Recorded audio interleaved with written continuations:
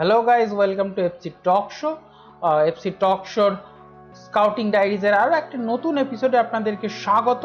তো স্কাউটিং ডায়েরিজের মাধ্যমে আমরা মেনলি সেই সমস্ত প্লেয়ার ট্রান্সফার মার্কেট থেকে আপনাদের জন্য খুঁজে আনি যারা রেসপেক্টিভ পজিশনে, অর্থাৎ দুই দল মোহনবাগান ও ইস্ট বেঙ্গলের যে পজিশনে প্লেয়ার প্রয়োজন সেই পজিশনের প্লেয়ার আপনাদের জন্য খুঁজে আনি এবং তাদের আপগ্রেড যাতে হয় সেই সমস্ত প্লেয়ার তাদেরকে খুঁজে আনি। তো আজ মোহনবাগানের একটা অ্যাটাকিং মিডফিল্ডার আমরা আপনাদের সামনে খুঁজে এনেছি।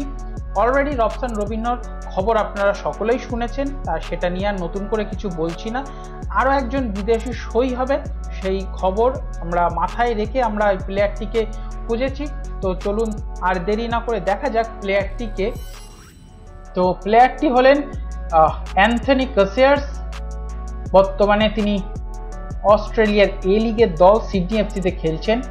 2019 সাল থেকে 2025 সাল অর্থাৎ দীর্ঘ 6 বছর তিনি দলের সাথে যুক্ত আছেন এবং এই সিজনের শেষেই তার কন্ট্রাক্ট এক্সপায়ার হচ্ছে। বয়স 32 বছর, অর্থাৎ খুব একটা বেশি বয়স হয়ে যায়নি। আইএসএল এর বিদেশিদের বয়স অনুযায়ী ঠিকঠাক রেঞ্জের ভেতরেই আছেন। এছাড়া যদি আমরা তার পজিশন নিয়ে কথা বলি, তিনি অ্যাটাকিং মিডফিল্ডে খেলেন এবং হাইট 173 সেন্টিমিটার এবং একটা অ্যাটাকিং মিডফিল্ডারের খুব একটা হাইট লাগে না, আমরা সকলেই জানি। তার পায়ের স্কিলটাই মেন আমাদের কাজে লাগে দলে।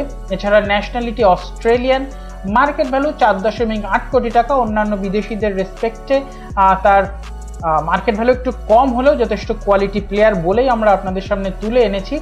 এছাড়া যদি আমরা ট্রফি ক্যাবিনেটের দিকে দেখি, সেক্ষেত্রে অস্ট্রেলিয়ার এ লিগ জিতেছেন 3 বার এবং অস্ট্রেলিয়ার কাপ উইনার হয়েছেন তিনি 2 বার। সুতরাং তার ট্রফি ক্যাবিনেট যথেষ্ট ভালো। এছাড়া যদি আমরা দেখি তার লিগ অ্যাপিয়ারেন্স, তিনি চলতি সিজনে এ লিগের 26টা পসিবল গেমের ভিতরে 25টা খেলেছেন। 3টে গোল আছে তার নামে, 3টে অ্যাসিস্টও আছে এবং ইয়েলো কার্ড 3টে। তো ইয়েলো কার্ড নিয়ে পরে বলছি। তো গোল ও অ্যাসিস্ট মিলে টোটাল 6টা। এছাড়া স্টার্টিং 11 96%, অর্থাৎ প্রায় প্রত্যেকটা ম্যাচেই তিনি স্টার্ট করেছেন এবং শেষ পর্যন্ত খেলেছেন, কারণ তার মিনিটস 95% দেখাচ্ছে এবং গোল পার্টিসিপেশন 11%। তো গোল পার্টিসিপেশন খুব একটা ভালো না হলেও মিনিটস এবং স্টার্টিং 11 এই দুটো দেখলে বোঝা যাচ্ছে যে ওই দলের ম্যানেজার তার উপর যথেষ্ট ভরসা করতেন অ্যাটাকিং মিডফিল্ডার পজিশনে তাকে খেলাতে, সেটা বোঝাই যাচ্ছে। তো ইয়েলো কার্ড 3টে, সুতরাং যথেষ্ট ডিসিপ্লিনারি কোনো সমস্যা নেই প্লেয়ারটির। এছাড়া তিনি খেলেছেন চলতি সিজনে ACL ট্যুর খেলেছেন সিডনি এফসির হয়ে, যেখানে 11টা অ্যাপিয়ারেন্স আছে তার। এবং মোহনবাগান যেহেতু পরবর্তী সিজনে আবারও ACL 2 এর গ্রুপ স্টেজের জন্য কোয়ালিফাই করেছে, সুতরাং তারাও চাইছে যে এফসিতে খেলা কোনো একটা এক্সপিরিয়েন্স প্লেয়ার যাতে তাদের দলে আসে এবং অ্যাটাকিং মিডফিল্ডার আসে। তো এই প্লেয়ারটি ACL 2 খেলেছেন এবং অ্যাটাকিং মিডফিল্ডার। তো সেই কোটা পূর্ণ হলো এবং অ্যাপিয়ারেন্স তিনি 11টা করেছেন। এছাড়া সেই 11টা অ্যাপিয়ারেন্সে তার 2টো অ্যাসিস্ট আছে, কোনো গোল নেই তার নামে। তো ইয়েলো কার্ড একটা, ডিসিপ্লিনারি অ্যাকশন আগেও দেখেছি আমরা তার যথেষ্ট ভালো। স্টার্টিং 11 92% এবং মিনিটস 92%, অর্থাৎ দল এবং ম্যানেজমেন্ট তার উপর ভরসা রাখেন, সেটি দেখা যাচ্ছে। খুব একটা বেশি গোল বা অ্যাসিস্ট না পেলেও তার উপর দল এবং ম্যানেজার ভরসা রেখেছেন। এছাড়া যদি আমরা তার অন্যান্য স্ট্যাটস যদি আমরা দেখি, সেক্ষেত্রে তিনি ডিফেন্সিভ মিডফিল্ড পজিশনে খেলতে পারেন এবং অ্যাটাকিং মিডফিল্ড পজিশনে খেলতে পারেন। এছাড়া লেফট উইঙ্গার হিসেবেও খেলতে পারেন, তবে মেনলি অ্যাটাকিং মিডফিল্ডে খেলে থাকেন। তো মাল্টিফাংশনাল প্লেয়ার এবং কোচ জোসে মলিনার হাতে একজন মাল্টিফাংশনাল প্লেয়ার যদি আসে, সেক্ষেত্রে তার দল সাজাতে আরও একটু সুবিধা হবে। তো তিনি right footed player, citizenship dual citizenship আছে, অস্ট্রেলিয়ান এবং উরুগুয়ের সিটিজেনশিপ আছে তার। তো দেখা যাক প্লেয়ারটির মার্কেট ভ্যালু নিয়ে কথা বলি। তো market value, highest market value 4.8 কোটি টাকা 2016 সালে ছিল এবং এখনও 4.8 কোটি টাকা আছে, অর্থাৎ প্লেয়ারটি কেরিয়ারের চূড়ান্ত ফর্মেই আছেন। যদিও গোল পাচ্ছেন না, কিন্তু তার মিনিটস এবং যে অ্যাপিয়ারেন্স, স্টার্টিং 11 অ্যাপিয়ারেন্স, সেটা দেখলে বোঝা যাচ্ছে যে তিনি যথেষ্ট দলের আক্রমণ ভাগে যোগ দেন, যদিও গোল বা অ্যাসিস্ট নেই তার নামে। এছাড়া অস্ট্রেলিয়ার মেন টিম যেখানে তিনি খেলেছেন 2024 সাল অর্থাৎ চলতি সিজনে, সেখানে 2টো অ্যাপিয়ারেন্স করেছেন। অর্থাৎ অস্ট্রেলিয়ার মেন টিমে খেলা মানে প্লেয়ারটি যথেষ্ট কোয়ালিটি আছে, আমরা সেটা দেখেছি।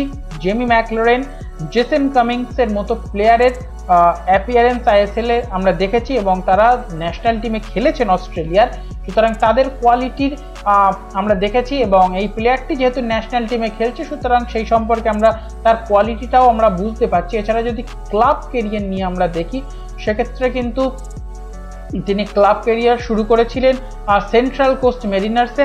সেন্ট্রাল কোস্ট মেরিনার্স আপনারা সকলেই জানেন জেসন কামিংসের প্রাক্তন দল, যেখানে জেসন কামিংস খেলতেন মোহনবাগানে সই করার আগে। এছাড়া সেখান থেকে তিনি ম্যানচেস্টার সিটিতে সই করেছিলেন। ম্যানচেস্টার সিটি আপনারা সকলেই জানেন ইংলিশ প্রিমিয়ার লিগের দল, যেখানে আর্লিং হল্যান্ড, কেভিন ডি ব্রুইনের মতন প্লেয়াররা খেলেন। সেই দলে তিনি খেলেছেন 15-16 সিজনে এবং সেখান থেকে আবার তিনি মেলবোর্ন সিটিতে মেলবোর্ন সিটিতে সই করেন। এরপরে সেখান থেকে আবার ম্যানচেস্টার সিটিতে ফিরে যান, সেখান থেকে আল ওয়াসেল এবং এরপর প্রচুরবার ম্যানচেস্টার সিটি, মেলবোর্ন সিটির হয়ে অর্থাৎ সিটি ফুটবল গ্রুপের সাথে তিনি বারবার জড়িত ছিলেন এবং সিটি ফুটবল গ্রুপ কিন্তু সহজে কোনো অ্যাটাকিং মিডফিল্ডার বা কোনো প্লেয়ারকে ছাড়ে না, কারণ তারা কোয়ালিটি প্লেয়ারই নিজেদের কাছে রাখে, সেটা আমরা দেখেছি বারবার। তো সিডনি এফসিতে তিনি জয়েন করেন 18-19 সিজনে, সেখান থেকে আবারও ম্যানচেস্টার সিটিতে যান, আবারও ফিরে আসেন সিডনি এফসিতে।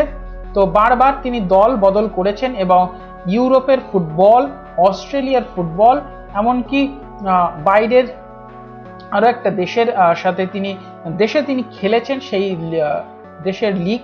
তো অনবদ্য প্লেয়ার, ইউরোপের ফুটবল, অস্ট্রেলিয়ার ফুটবলের সাথে পরিচিত। তো আপনারা বলুন যে প্লেয়ারটি কেমন হতে পারে। আমরা যদি প্লেয়ারটির ট্রফি ক্যাবিনেট একটু দেখি, আগেও দেখেছি 3বার অস্ট্রেলিয়ান কাপ জিতেছেন এবং 3বার এ লিগ জিতেছেন এবং 2বার অস্ট্রেলিয়ান কাপ চ্যাম্পিয়ন হয়েছেন। তো অনবদ্য প্লেয়ার এবং অস্ট্রেলিয়ান ন্যাশনাল টিমে যেহেতু তিনি সুযোগ পেয়েছেন, তার কোয়ালিটি নিয়ে নতুন করে কিছু বলার নেই। যারা হাইট কিন্তু 173 সেন্টিমিটার, আমরা আগেও বলেছি মেনলি অ্যাটাকিং মিডফিল্ডে খেলেন, ডিফেন্সিভ মিডফিল্ডে খেলেন এবং লেফট উইংয়ে খেলেন, সুতরাং মাল্টিফাংশনাল প্লেয়ার। মার্কেট ভ্যালু 4.8 কোটি এবং ন্যাশনাল টিম কেরিয়ার আমরা যদি দেখি সেক্ষেত্রে 2024 সালে তার 2টো অ্যাপিয়ারেন্স আছে।